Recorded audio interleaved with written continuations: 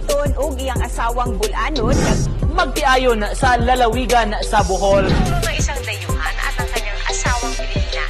Pitong Congresswoman Alexi Totor ang programang pabahay ng mga asawang Martin sa probinsya ng Bohol dahil sa inisyatibong tumulong sa mga Boholano. Don't forget to share. Okay, starting my video because I messed up.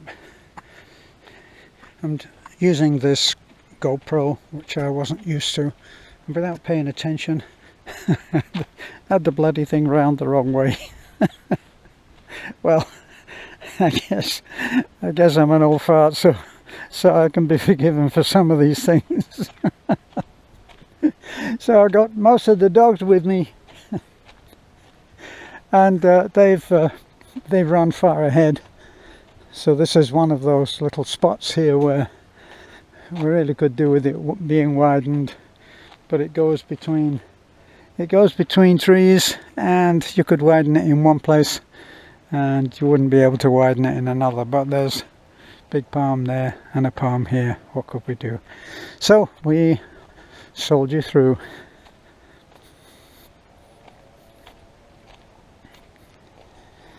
Where's those damn dogs? And that noise you can hear in the distance, that's a common noise here in the Philippines, certainly in the province anyway. It's the sound of chainsaws. Chainsaws, they provide the wood for doing most projects. So if you're building anything from a small shed to a house, you need the services of a chainsaw crew.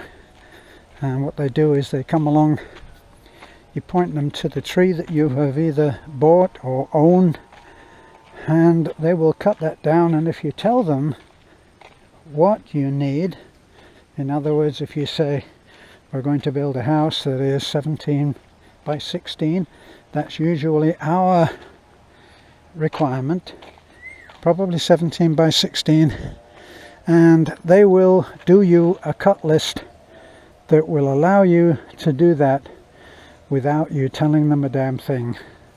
Now, we're going into what is actually a plantation of trees, where these things they're palm trees, and this is the fruit of the palm.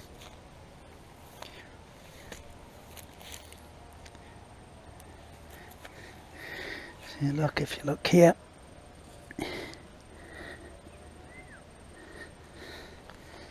so that's what it's all about on palm. And they take that and they mash it down and get the oil out of it, and that's it. Now, at one time this would have been a really lavish palm plantation. There are literally hundreds of palm trees, and they're all carefully laid out. It looks very random here, but that's because it is not being husbanded properly. It's not being cared for, and the reason for that is, I believe that whoever used to own this, it may have been a past mayor. I'm really not quite sure, but the owner with a grand view, I think the owner of this palm plantation was the one who put this road in initially, and gave it to the barangay.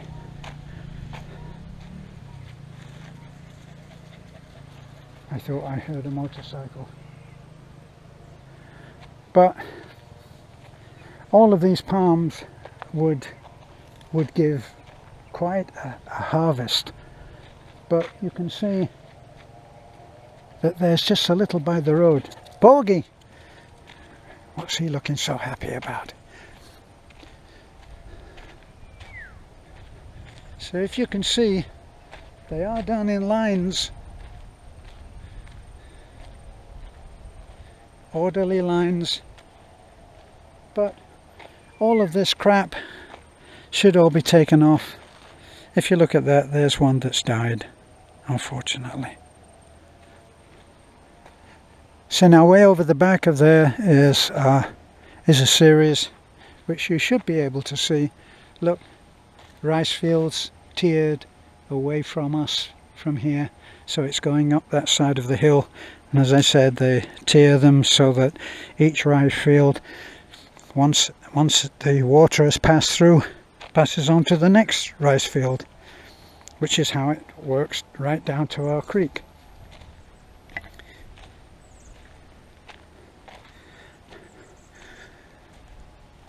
Now, often people who like to do this kind of thing will set fire. Now this is a stage of the fire where the abundance is now coming through. So the green shoots on that very dark earth. The dark earth is where the fire stripped it down to the earth.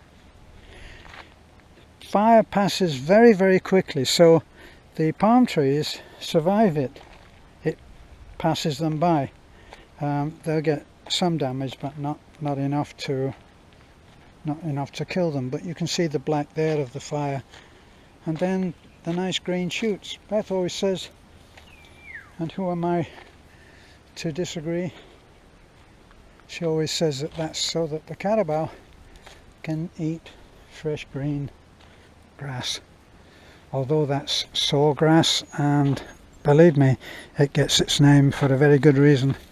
If you try to pull that out, it actually will not cut you, but it will give you abrasions. And here's what I meant to get to when I was talking about this plantation. This plantation is now, it's kind of foraged by people who come along, and they will take what they can. Like there's a little store that they've picked. They'll take what they can from these poor what can we say,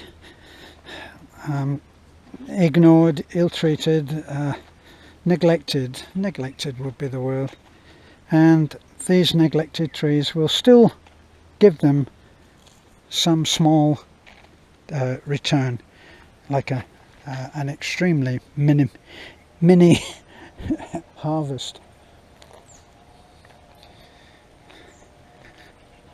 Now always there are some changes going on. This is the remains of a tree that has been cut down for wood. Now one thing that has to be said about, see, look, here's part of that tree. I just throw it on the other side of the road without regard. Well, what else would they do? The mindset of the people who form the chainsaw crews is that they are there to convert a tree into wood that can be used to do a job, and once they've done that, they leave.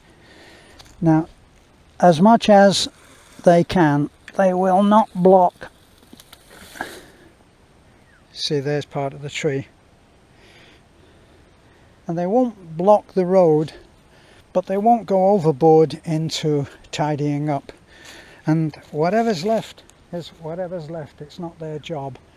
And when they've done this, if you have hired them to do this, it will be stacked reasonably orderly so that you can pick it up, but everything else is just abandoned. And very often we have to come in, I have to come in and move this stuff, because if it's very close, then it will scratch the side of the truck, and this has happened on many occasions. So different people earning a different kind of living. And this road is used by people from other barangays. When we get down, we've already passed the point at which you will be able to see it, but right about where I was pointing out, that little stash at the side of the road of of the palm oil fruit. That's about where it branches off to the right and takes people to their barangay way up into the mountains. And here's another little stash. Well, compared to what would be taken from this incredible plantation of hundreds, I mean, look how many there are. There are just hundreds of trees. Imagine that you would need truck after truck after truck to take the fruit from this. Ah! Hello! Now that's somebody that I don't actually know, and they're from another barangay. And wisely sounding their horn when they go around that that part of the road. Now this part of the road now, it's in like an S-bend, and the reason for that was that this was actually the old road, and it went up and it went up and it topped that hill, and boy, that was a son of a gun to get up there when it had been raining. So our trusty Manang Rado came and he ran his plough around here and formed another road. And then when we had the grader come in, we made sure that the grader took the new road that had been made by Rado. And actually I'm looking, there's another tiny little bit, look. All of these little bits, when they're all put together, will fill a truck. Now whether that is whether that's allowed, if that's the right word, whether that is known about even, is another thing. Probably not. And what does it matter? I think as long as with this kind of ownership of land, as long as somebody doesn't come in and build a concrete house and start living in it, there's not really any problem.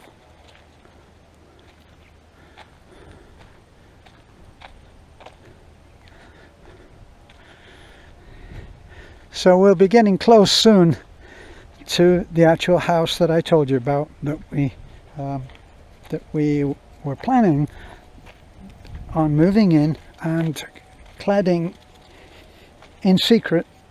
That's why we called it the secret house. It's not a secret. It was just named that because of what our plan was. But our plan didn't work out because, false, timing is everything, and the family managed to get the cladding. They must have raised the money and they got the cladding, and then when we looked again, before we could actually come in with our secret little gift, they had done the job, or started it at least. So what we did instead, there's another little stash, look. Yeah. So what we did instead was we went and we spoke to the family and we said, why don't we come in and help you? So that's what we did. So we came in and we upgraded what they were planning on doing. We put some I think we put some doors in and just did what we could. We did a little bit of block work and some concreting, and we just helped them. Our reward was in the doing and in the smiles. That family have, I think, 2 or 3 children. Which brings me, as I'm just waffling along anyway as I walk, brings me to talk about something that came up in a comment. Someone said, when they were referring to the fact that we move in and we build a house for someone, and that they are not necessarily always involved in the building. Sometimes they have a man or young men in the family that can help, and they do. but they're not our skilled team. So in a way, they would get in the way more than anything. But we have actually found workers as a result of people who volunteered to make their own house. But someone who commented, a sub who, I assume he's a sub, who commented and said, I would never do that. I would let the owners to be build it themselves. And one of the things that we had to decide when we first started to do our mission to help, we went through some changes where we said, I think someone mentioned a house that we were about to help with and said, you know, the husband is a drunkard. Now, I have to explain to Westerners, anybody who drinks is a drunkard. Right? So even in the West, calling somebody a drunk means that they drink to excess. But the other side of that would be, do you drink? Well, yes, but I'm just a social drinker. In other words, I drink modestly and it's under control, which is how it should be. Well, the people said this about a certain house, and just for a fraction of a moment we thought, well, maybe we shouldn't validate that behavior. I mean, if he's going to be a drunkard, he doesn't deserve. Whoa. And then once we found ourselves judging whether someone should receive help or not. Good morning, sir. How are you? Okay, thank you. I take it he was stopping so that our dogs and me, not necessarily in that order, could get by. So we found ourselves saying, well, yes, does he deserve it? And then it became very difficult if the family that we wanted to help had, say, 7 children. Well,